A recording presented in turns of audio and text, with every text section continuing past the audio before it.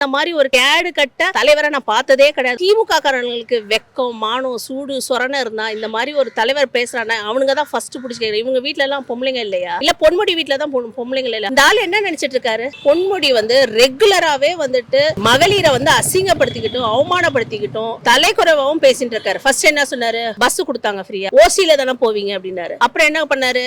1000 ரூபாய் கொடுக்குறோம்னாங்க. 1000 ரூபாய் கொடுத்தாங்க கவர்மெண்ட்ல. அதுக்கு என்ன சொன்னாங்க? 1000 ரூபாய் வாங்கிக்கிட்டு நீங்க பாய் ஃப்ரெண்டு கிட்ட பேசி ஜாலியா இருங்கன்னாரு. இப்ப என்ன சொல்றாரு? படுக்கிறது நிக்கிறது அப்படின்றாரு.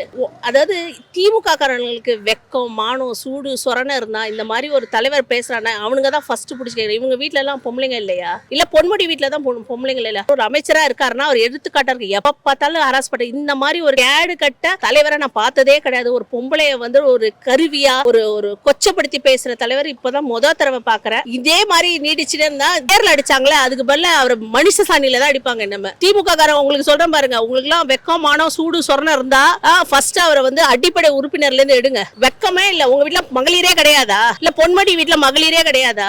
மகளிர் என்ன வேணா பேசலாமா? யார் வேணாலும். அதான் நான் டீசென்டா பேசிட்டு இருக்கிறேன். எங்களுக்கு இன்டீசென்டாவும் பேசுது. மகளிர்னாலதான் நீங்க இன்னைக்கு இருக்கிறீங்க. மகளிர் ஓட்டு மட்டும் தான் உங்களுக்கு இருக்கு. அந்த மகளிர்ல இவ்வளவு அசிங்கமா பேசிட்டு எவ்வளவு ஓட்டு வாங்க போறீங்க? மகளிர் கேட்டுக்கோங்க எல்லாரும். அதாவது பொன்முடி எப்ப பார்த்தாலும் உங்களை பத்தி அசிங்கமா பேசுறாரு. மகளிர்னா திமுக மகளிர் சேர்ந்துதான். ஆனா நீங்க போய் அங்கதான் ஓட்டு போடுறீங்க. பாத்துக்கோங்க. அதாவது ஒரு வேசி வீட்டுக்கு போறவன் கூட இப்படி பேச மாட்டான். ஒரு வேசி வீட்டுக்கு போறவன், ஒரு வேசி மகன் கூட இப்படி பேச மாட்டான். இந்த ஆளு பேசியிருக்காரு. அது ரொம்ப கண்டிக்கத்தக்கது. இப்ப தெரியுதா ஏன் இந்த நாட்டுல நிறைய கற்பழிப்பு, வன்கொடுமைகள், ரேப்பு, சின்ன சின்ன குழந்தைங்களால ரேப் ஏன் நடக்குது தெரியுமா? இந்த மாதிரி தலைவர்களாலதான். இவங்களே இப்படி நினைக்கிறதுனால இவங்க தொண்டர்கள் எப்படி நினைப்பாங்க? அப்படிதான் நினைப்பாங்க. வேற எப்படி நினைப்பாங்க? யார் கேள்வி கேட்க முடியும் உங்களை?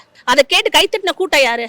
திமுக கூட்டம் தானே. அப்ப யார் கண்டிச்சுக்கணும்? அதை அவங்க தானே கண்டிச்சுக்கணும். அப்ப அவங்க வீட்டுல எல்லாம் பொம்பளைங்க இல்லன்னு தானே அர்த்தம். கரெக்டா? அப்ப பொம்பளை திமுக தானே அதை என்கரேஜ் பண்ணி வா சூப்பரா பேசுன அப்படின்றாருங்க.